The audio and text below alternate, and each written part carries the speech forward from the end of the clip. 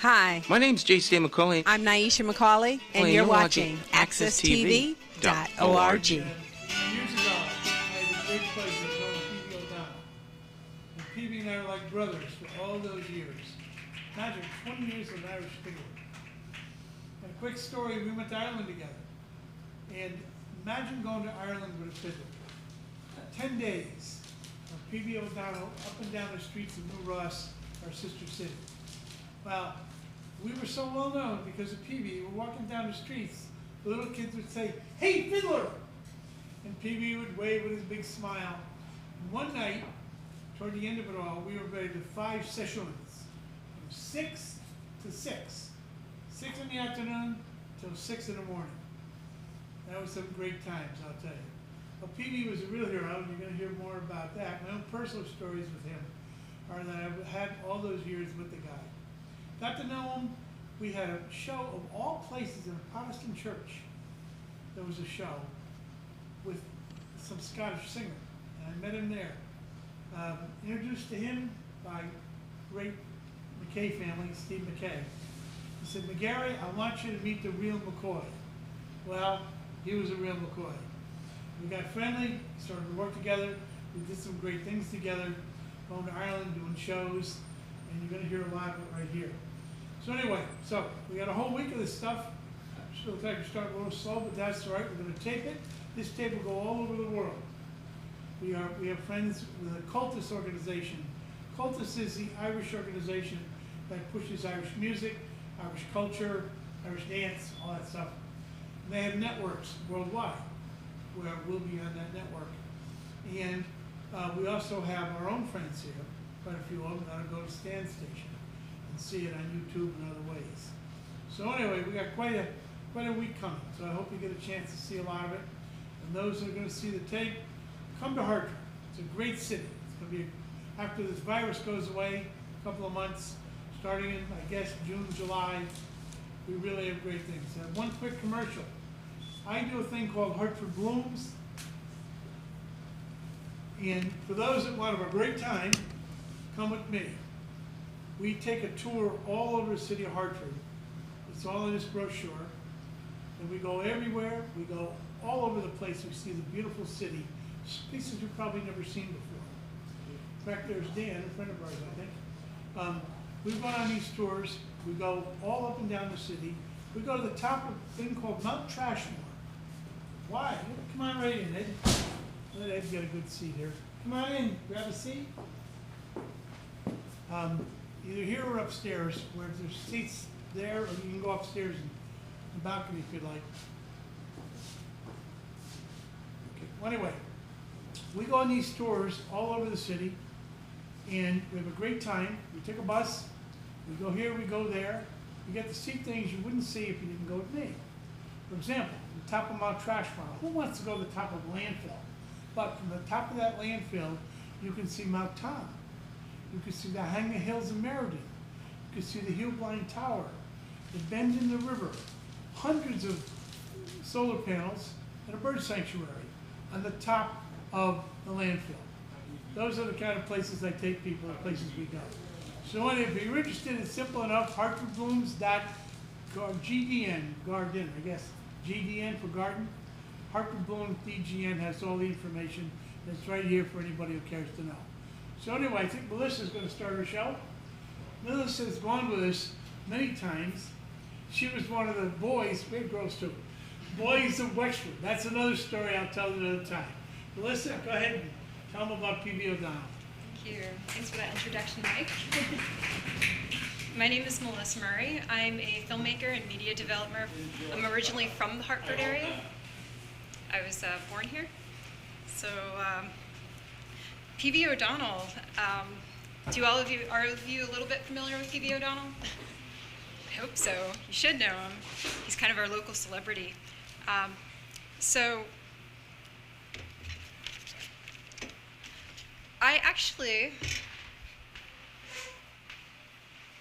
was a student of P.B. O'Donnell. He played fiddle and was a fiddle instructor in the Hartford area. And that's me with P.B. I don't know if you recognize the background. If you ever went into McKinnon's, it's one block down from here. It's now a pizza restaurant. sadly, for us who have the memories, but used to be a pretty hot spot for Irish music in Hartford for quite some time. So this is Peavy's 10-year anniversary. It was actually the 28th of January of this year, so we had planned to do something very special for him, but unfortunately due to the pandemic, that didn't pan out the way we thought, so instead we're doing something a little bit different, and we're having some of that time now that it's St. Patrick's Week and things are opening up a little bit more than they were at that time. So I'm producing a film, and it's not finished yet, it's currently in production, about Peavy O'Donnell, his music history, the legacy that he left in Hartford, and the community that he fostered here of musicians, storytellers, singers, dancers. And my friend Elisa, who's also the co-writer for the story, she came to me with an idea that she wanted to interview Peavy. At the time, he'd been diagnosed with a brain tumor, and we were all devastated to hear the news that he was so ill, and we weren't sure that this project was even going to happen. But fortunately for us, it did happen, and Peavy agreed to our interview. So he invited us to his home, and we sat down with him for over an hour, and we had the opportunity to ask him questions. And so Peavy O'Donnell, he's kind of our local celebrity, like I said. I was in Florida one time, and I met a woman, just kind of at random, and we got to talking, and we had this common passion for Irish culture and music. And what happened from that was I mentioned that I was taking lessons, fiddle lessons with Peavy, and I asked if she knew him, and she said she wasn't sure, and then I said barley bray, and then the light bulb went off, and automatically she knew what he was talking about. So he's pretty well known in the Irish music scene, so people have heard of Barley Bray. They had a television program for 2 years in Canada, and then they toured across the continent for many years and released 8 albums during that time. So Peavy was very much, he has really good credentials. Like he played a lot of prestigious gigs. He played with the Hartford Symphony Orchestra in the year 2000, and he actually played with the Little Gaelic Singers at the age of 12. He was invited to come to New York, and at the age of 12, they sang at Carnegie Hall after appearing on the Ed Sullivan Show, so that's not bad for 12 years old. So Peavy again returned to America in the 1970s with Barley Bray. Sorry, so this is the Little Gaelic Singers. And he came back with Barley Bray in the 1970s, and he also helped found branches of Cultus Kiltree Éireann, which is the big Irish traditional music language organization. So they promote Irish language, dancing, and music especially, and they're worldwide. And he helped found the Hartford branch, which is Burke Curry Siri, and he also helped found the branch in his town in Buncrana, where he's from, in Inishowen and Donegal. And that was with his father, Johnny, who is also a fiddler, Pat Mulhern, who's quite a renowned fiddler, and a few others, such as John Doherty, John McCracken. And that was how Peavy came to meet Bobby Casey. So if you're familiar with Bobby Casey, another very prominent fiddler in Irish music. And the Milford, Connecticut branch is named after Peavy.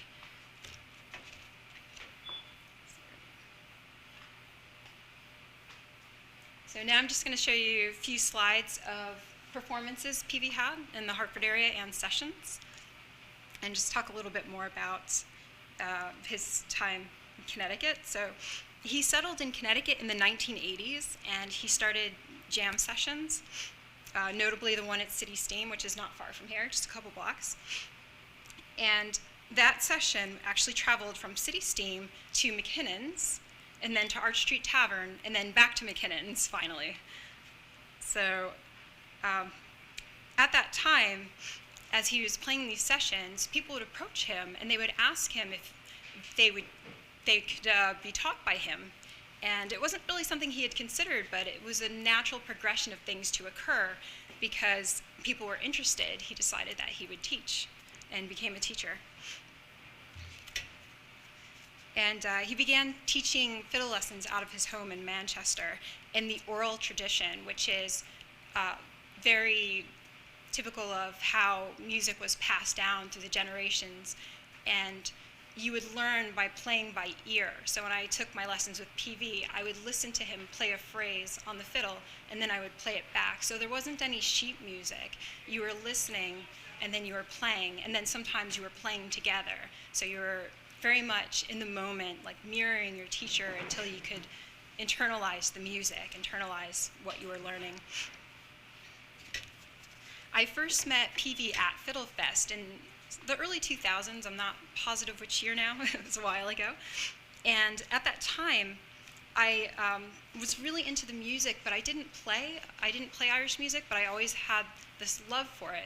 Not really sure where it came from, didn't really matter to me, I just loved it. So whenever there was an event, I would gravitate towards it and check it out.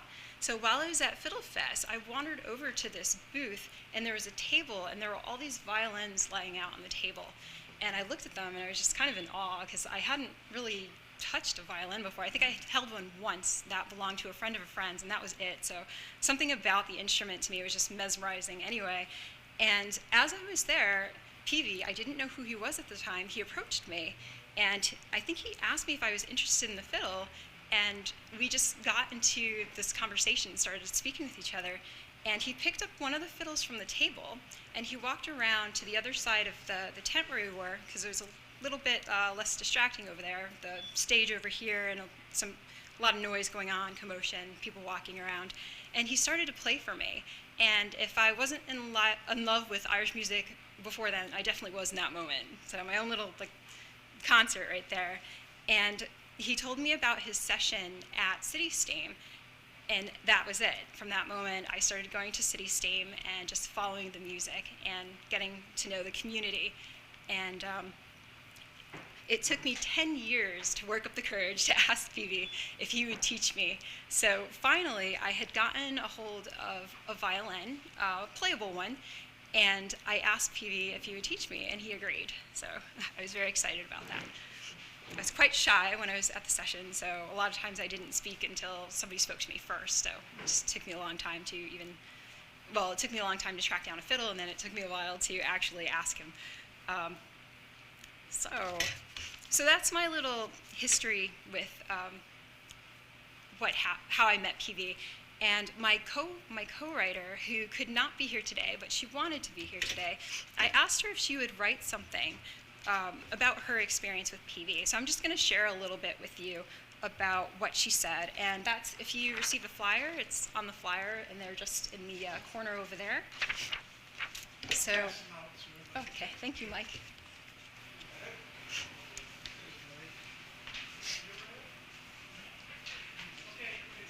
Okay, excellent. So my co-writer, Elisa Phillips-Griggs, she had this to say about PV. To learn and play fiddle, Irish fiddle with PV O'Donnell was to be transported back to a simpler time, to experience the lineage of a tradition handed down by ear from teacher to student through generations of Donegal fiddlers. PV would teach me a tune, and we would play it together. He would regale me with tales from his youth and of time spent learning fiddle with his teacher, Pat Mulhern. Cozy beside a turf fire within an old thatched roof cottage, a random tune would pop into PV's head, and he'd say he hadn't thought about that tune in years. Maybe he couldn't remember the name of it, but he would teach it to me, and we would play it. Sometimes he didn't like how I bowed something, and he would say, no, try this. Other times he would listen quietly and say, oh, Lisa, that was lovely. And when one of us said something amusing, PV would burst out with the most infectious laugh, and we would laugh and laugh together. It was a most wondrous and joyful time. So I really loved how she put that. It really paints a picture of that experience.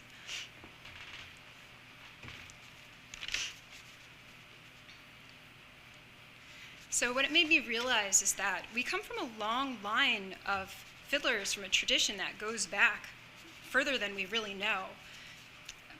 one of Peavy's teachers, Pat Mulhern, I recently learned from a quote that while I was researching materials for this project, Tracy McCauley, who's a filmmaker in Ireland, interviewed Pat Mulhern in 1994 and said this about Pat. Pat Mulhern learned a lot of music from his uncle James and also got lessons on how to read music from a man called Anderson, who worked in the train station house at Ballymegan. Paddy MacDonald, traveling fiddle player at fair days throughout Inishowen, and played at the Quayside in Derry when people were leaving for America. When McRory asked Mulhern how he learned fiddle, his answer was, "I just catched it and rattled away till I hit something."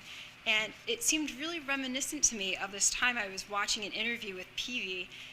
He was being interviewed by one of the local news stations, and he said something that just had a very similar essence, where he said, that's what we do with it, we fiddle with it. And just the thought of that, just very playful and something organic about it. You're listening to the teacher, but at the same time, you're in that space and in the moment. It's very organic, and just, I really liked that, and it seemed to have a very similar feel to me. So Elisa and I, we wanted to learn as much as we could about this history and share its origins, especially with other students, Peavy's other students, but students of Irish music, and any lovers of music, really. So we wanted to record Peavy's thoughts, his advice, and some of his stories.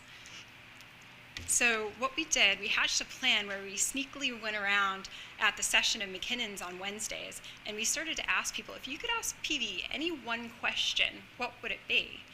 And we tried not to let him know what we were doing, and we compiled those questions. And from those questions, we actually made our own little film to show Peavy before we interviewed him.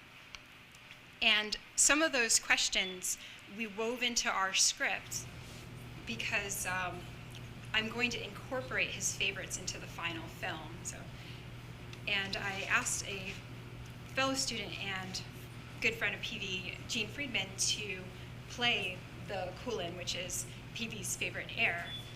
And that here.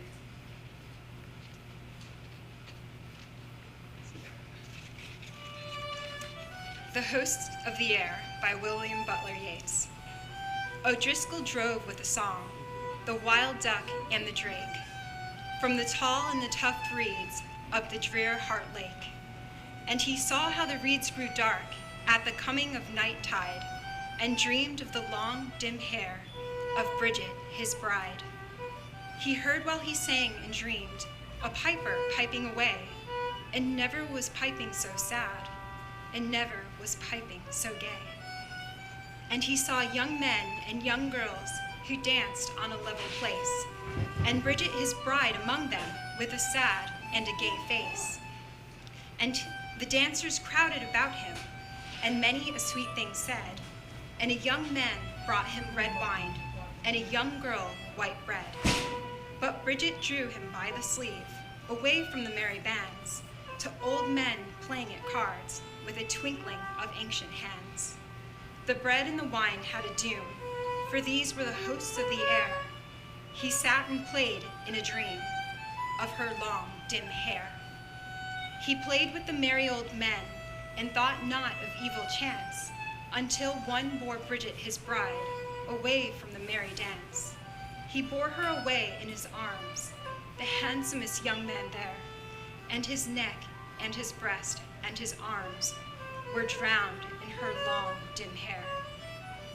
O'Driscoll scattered the cards, and out of his dream awoke old men and young girls were gone like a drifting smoke.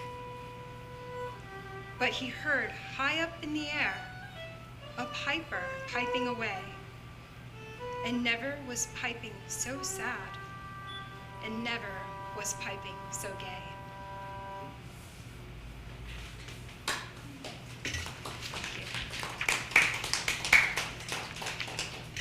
And finally, for our last clip, another student of Peavy's, Richard Ellsworth, was kind enough to lend me his photos of Ireland. I was supposed to go to Ireland this past summer so that I could complete this film, and because of the pandemic, that didn't happen.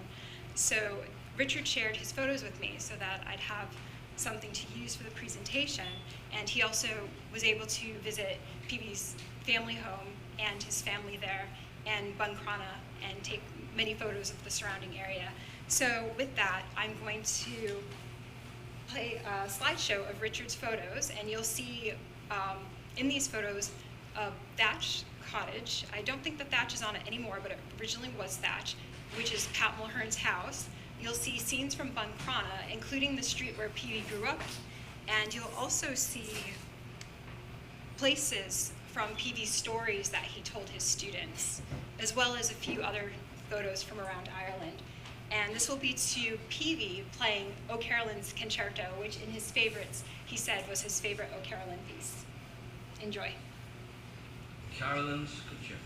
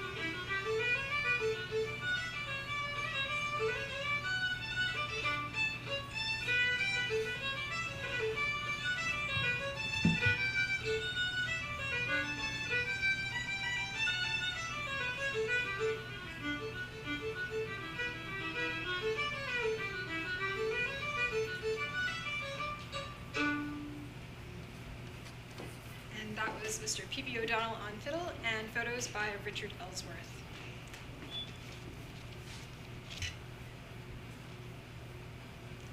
So I'd just like to thank you all for coming, and thank you to Mike for putting this on. And there were a number of people that have been helping me put this project together, the film. So not necessarily this presentation, but the film that's in the works. And Elisa Phillips, her husband Glenn, their son Tim, who proofreaded this movie poster we came up with, and my brother Adrian as well as proofreader, Andrew Fada for his photos, and Marianne McCauley for continued blessing over this project, Peavy's wife, and everyone at McKinnon's Jam Sessions, all the attendees. And thank you to Jim Finley, Tim Becker, Mike McGinty, Carol McSheffrey, Marguerite McGarry, and Mike for all their help with this and the film. And so finally just, the inspiration for the title of the movie, The Man with 1,000 Friends. So this was actually a song written by Claudine Langell in honor of Peavey, and the title came about because Peavey once said to Claudine, "I must be the lucky," something along the effects, I'm paraphrasing here, "I must be the luckiest man alive. I have about 1,000 friends," something like that, right? So yeah, and we have these CDs to remember that.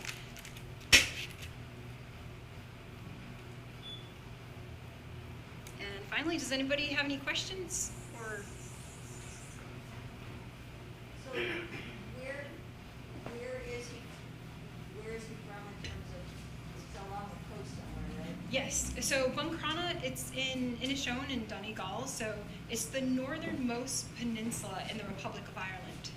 So if there, There's his colours. yeah, I don't see a map next to me, but if you look on the map, so it's actually very far north. So like the West Coast, and then Ulster, and then it's next to Derry. Like if you know where Derry is on the map, very close to Derry.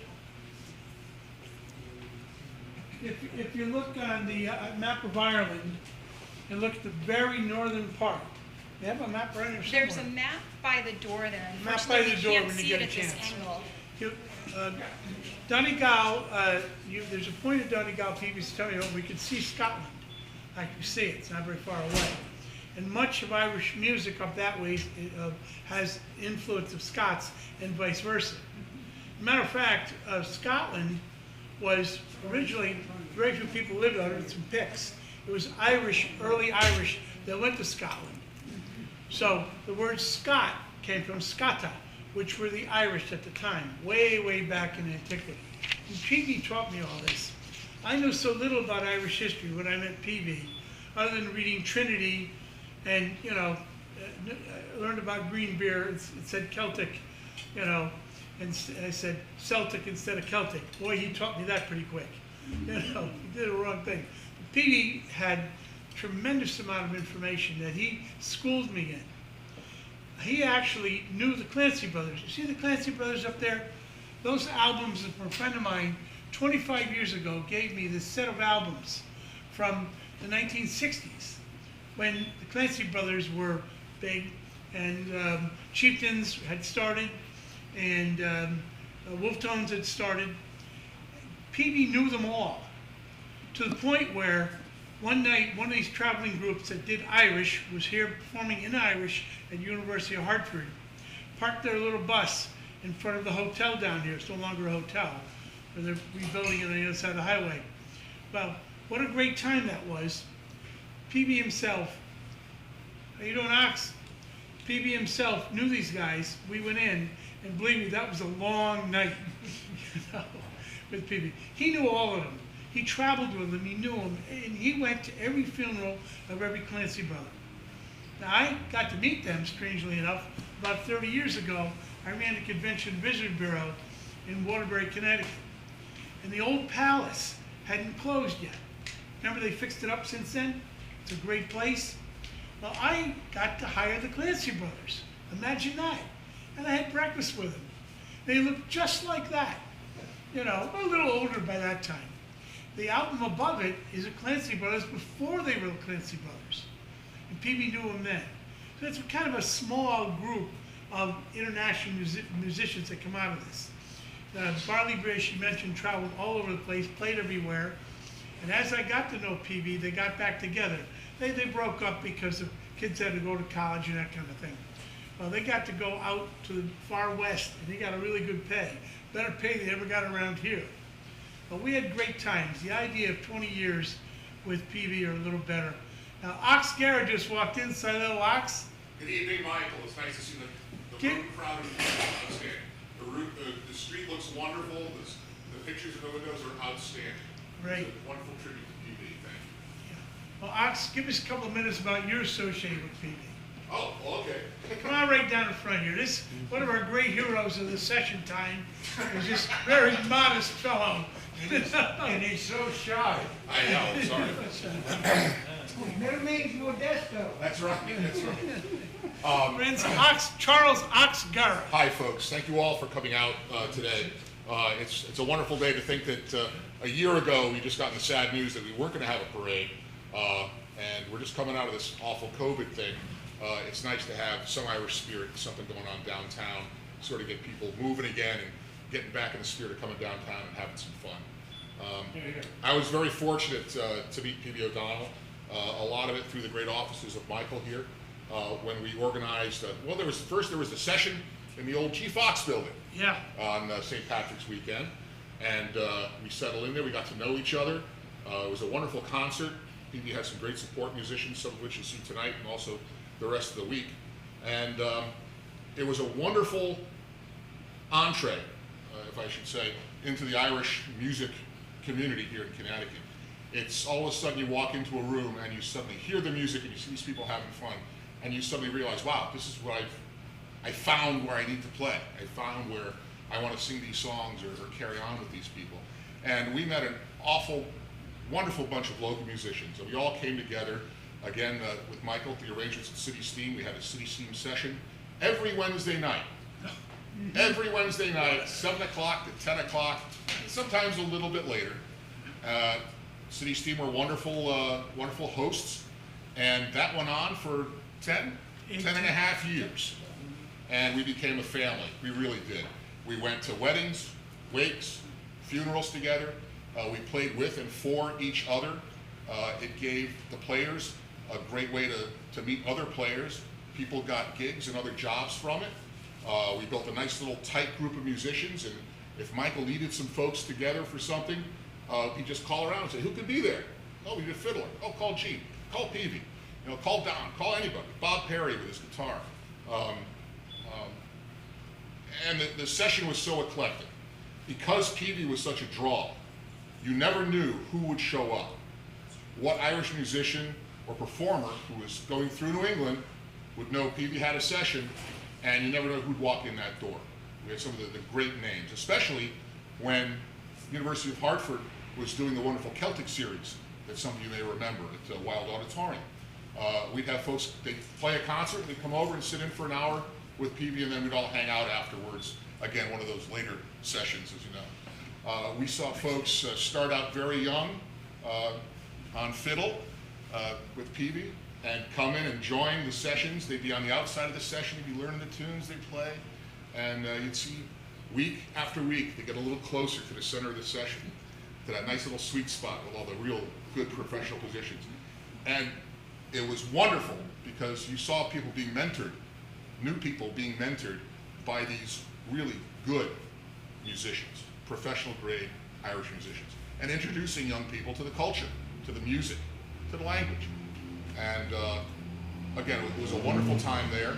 The session moved to McKinnon's. It's been all over the place. And from that group, you saw sessions in different parts of Connecticut. And the cultist organizations becoming rejuvenated because they had people who could play who were looking for another place to play. Where's the other cultists? We've got cultists in Milford.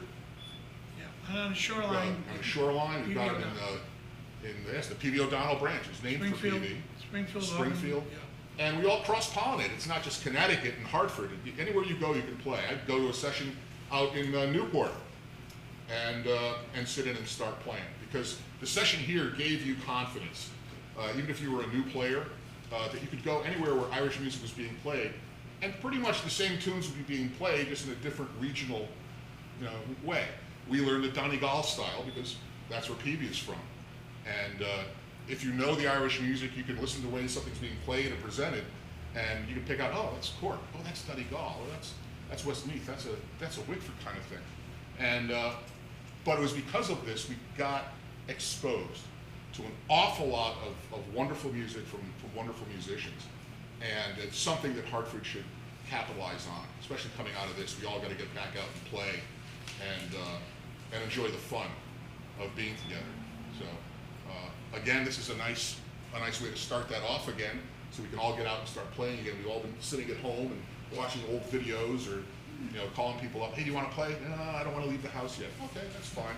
But I warn you all, when we're all healthy and everybody's ready to go, it's going to be a good scene down here in Hartford. There'll be Irish music I'm sure again on the same level, the same caliber as we've had before. So, but being with Peavy and playing with him and being in that session opened me up to play professionally with him and to play professionally with other musicians. And it was wonderful. You know, you get the call a couple of weeks before St. Patrick's Day and you were off to the races. Either I was with my pipe band or I was at the half door or somewhere else with somebody. Peavy was very generous with his gigs. He would bring, if he was doing a wedding or another different kind of presentation, a corporate event, he'd call you up and say, hey, do you want to come and play? He was very generous with his time, a true professional. I work in entertainment production, and I have worked with an awful lot of stars and the old salts of the stage. And Peavy was right up there. He was a gentleman, and he knew about putting out a show or a production in front of people, and he would not compromise. Everything had to be the best that you could do that time. We had fun doing it, but you knew that you wanted to make sure you gave the best presentation. And that's why his concerts at the Bushnell, his own private concerts at the Bushnell, and his appearances with the symphony were so well received. He was a good trooper of the old style. He was an old school professional performer, and that came across. On a personal level, he and Mary were very good to Megan and myself, my fiance. Many times we'd go out for dinner. We'd sit around, have a wee drink, talk about the old days, talk about him growing up in Buncrana, and the different people he grew up with, who now are national names. And knowing him as a friend is something I will never forget. I'm very, very proud and honored. In many cases, performing with Peavy and knowing Peavy really helped become the ox that I am today. He gave me an outlet, I guess, for my latent wannabe performer. Usually I work behind the scenes, but when I was with Peavy, I could actually be up on the stage instead of behind the stage. But a couple of times I got to produce his productions and his concerts, and that was a thrill for me because I always knew everything was going to go off perfectly, and it was wonderful to do for Peavy. He was such a giving person. Whenever anyone had a chance to go out and play with him, if he called, you wanted to be there and you wanted to help him if you was any way you possibly could. A very warm, friendly man, very giving of himself and his own personal knowledge. My musicality, grew just because of knowing Peavy and learning the Irish music. And I will always remember him. It doesn't feel like it's been 10 years that he's passed. He passed very quickly. He was giving lessons up until the week he passed, basically. He would not stop, and that's what kept him going.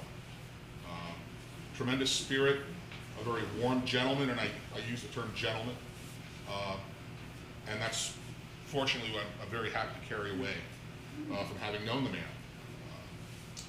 And I hope you all enjoy the programs here tonight. Please come back for the rest of the week. And please take advantage of the businesses that are open. We've got Vaughn's right here on Pratt, so East Steam is open. Anyone else who's open, show them that you appreciate their being here and staying in on this whole thing. And enjoy the music and culture that we have here in Hartford. Because Hartford's not dead. There's an awful lot that goes on in Hartford, even in normal times. So please enjoy. Michael, thank you. Well said. Please be well. And I have to go back on duty, so I just wanted to drop in. I know there's always something going on when Michael's around, so I didn't want to miss anything. So thank you very much. Enjoy your evening.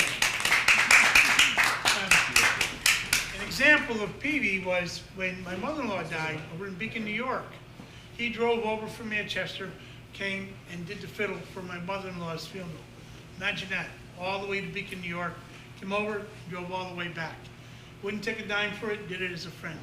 So anyway, a great old time. Now we got some music's going to start in a minute or two. We got Tony and Jim. We're going to get going here a little bit. We have been going back now for quite a few years. These guys have played with us off and on. Tony and I go way back to the Morgans. Have you ever heard of the Morgans? 50 years of playing around. Playing around everywhere around town, everywhere around all New England. But we went on this special trip called the Boys of Wexford. We are the boys of Wexford, we fought with heart and hand, to burst in twain the galling chain and free our native land. That's our theme song. We took it on the Erie Canal many years, many times. We went from Waterford, New York, where the Hudson and Mall come together, the canal starts, all the way to Buffalo one time. Can you imagine? All the way to Buffalo?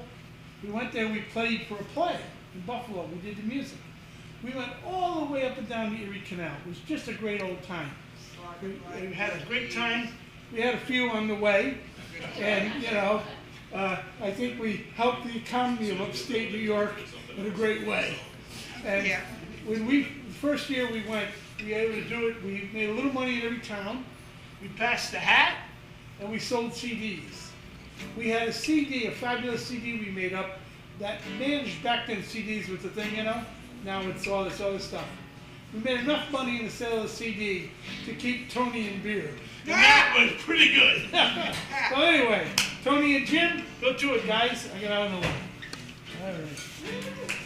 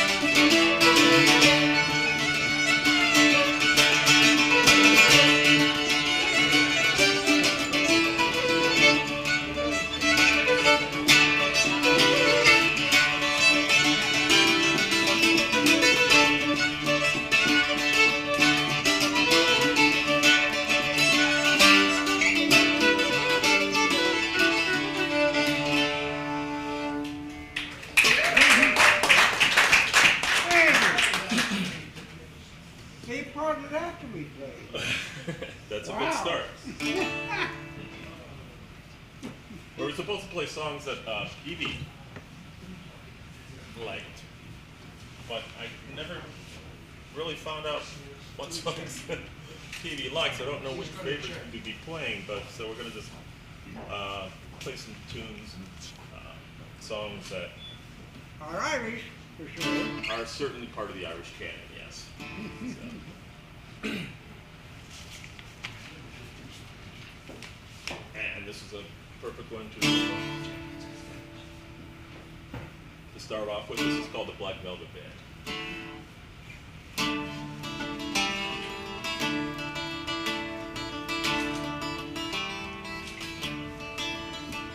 Was in the town of Kelly, an apprentice with great eyes found, with plenty of pride and news and men to say the day go round. To misfortune and trouble came over me, caused me to stray from my land, far away from my friends and relation, to follow the black velvet band. Her eyes they shone like diamonds, she was queen of the land, with her hair flung over her shoulder, I in a black velvet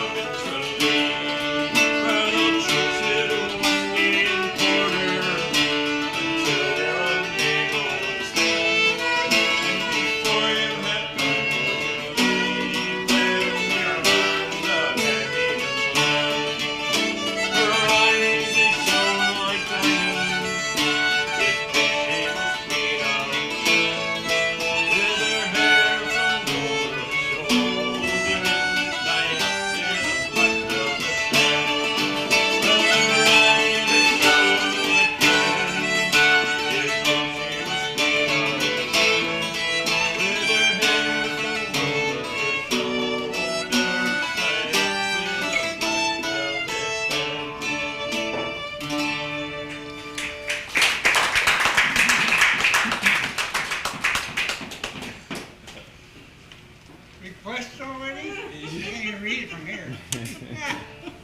Which Irish Rover? Anyone. The one by the Dubliners. So the Irish Rover versus the Wild Rover versus the... There's an awful lot of songs that have rovers in them. Golden Play? Okay. ED? Yeah, we'll do some, just a set of tunes. These are hornpipes, which are very interesting tunes in 4/4. They are sort of like a box rolling down stairs. Bump, bump, bump, bump. So.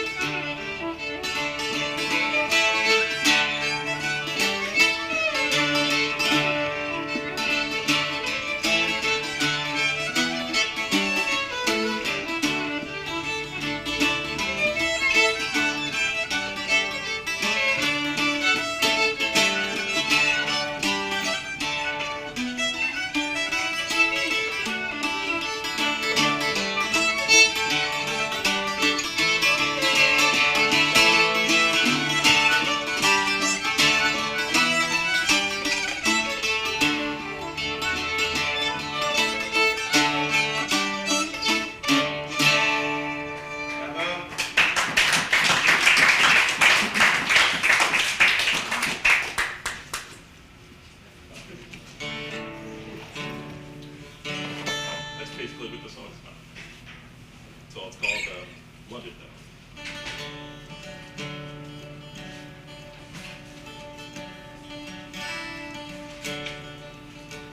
A bustling in Sligo a long time ago. We had away from his home. They heard there was work over in England. In the Dublin docks he did roam. At the Holyhead boats, there were others like him. From Leitrim and Derry down, sons and daughters from all over Ireland, bound for London town. He rambled the city in search of a stout, or even a room for the night. In his left hand a suitcase of leather and wood, his grandfather's fiddle in his right. Through the streets with the bomb-down buildings, past the rubble that Hitler blew down, a stray away child from the west coast of Ireland, alone in London town. He signed on with a ganger from Dublin, the meanest little tyrant that ever you met, and swept in the trenches for 12 hours a day. Hard work, but all he could get. He'd take out his fiddle when the work was all done, and the shovels and picks were laid down. The tune from the broad-backed sons of Ireland, and the rebuilt London town.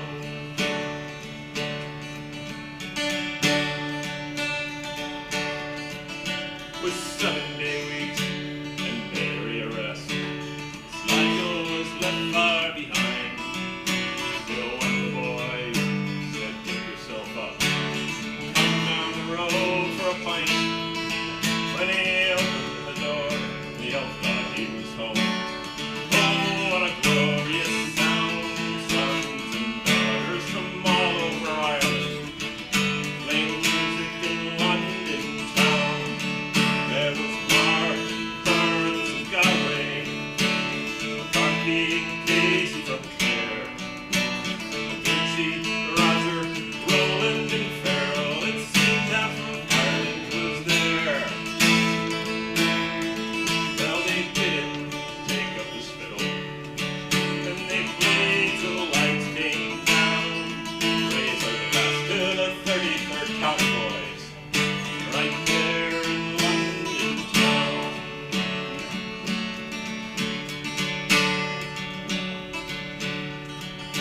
Now many a year has come and gone. Seems about a fortnight ago. Those sessions at the White Horse in the theater, on Broadway and Holloway Road. It's the music that raises your heart and your soul. It's the same the whole world round.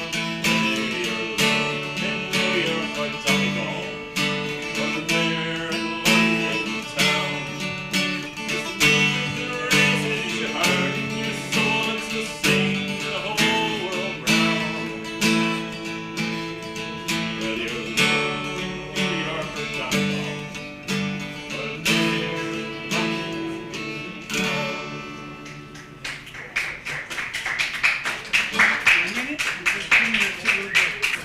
I'll just tell you real quick about the Boys of Wexford. The Boys of Wexford are a group we slapped together back in 2006.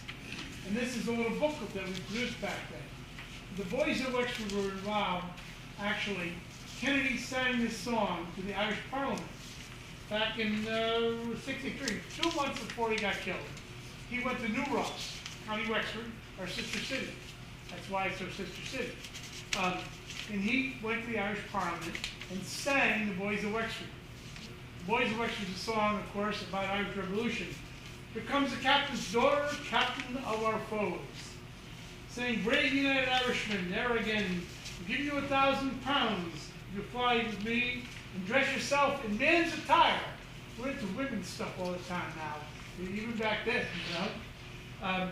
We are the Boys of Wexford who fight with heart and hand, to burst in twain the galling chain and free our native land. Now, which is not sung very often in Ireland anymore. Politically correct is what really happened. What really happened in New Ross is they had this big battle, which they won.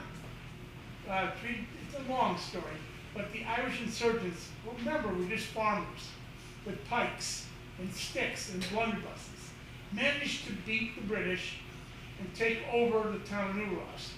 Well, the British weren't all that dumb. They hid in the Thassel, which was City Hall, with big doors, and nobody knew they were there.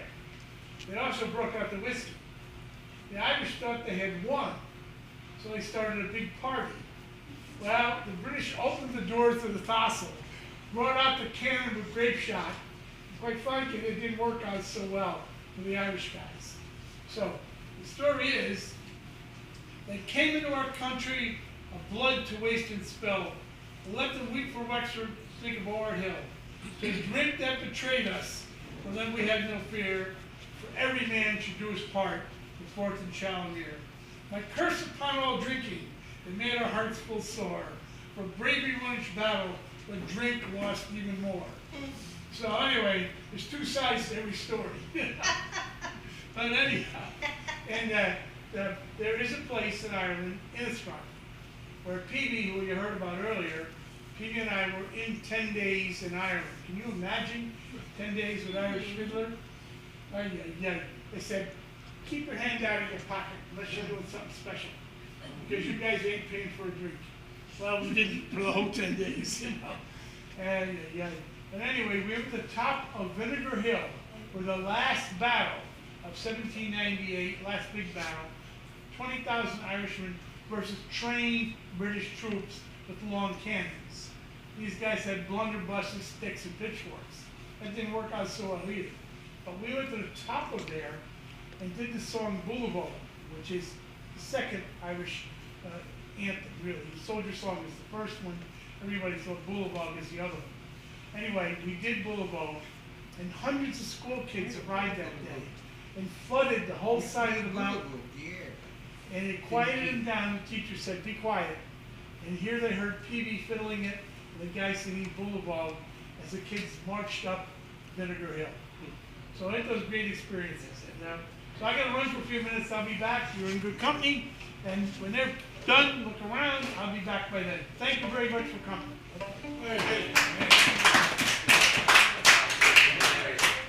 Make sure you look at all this stuff when you get a chance.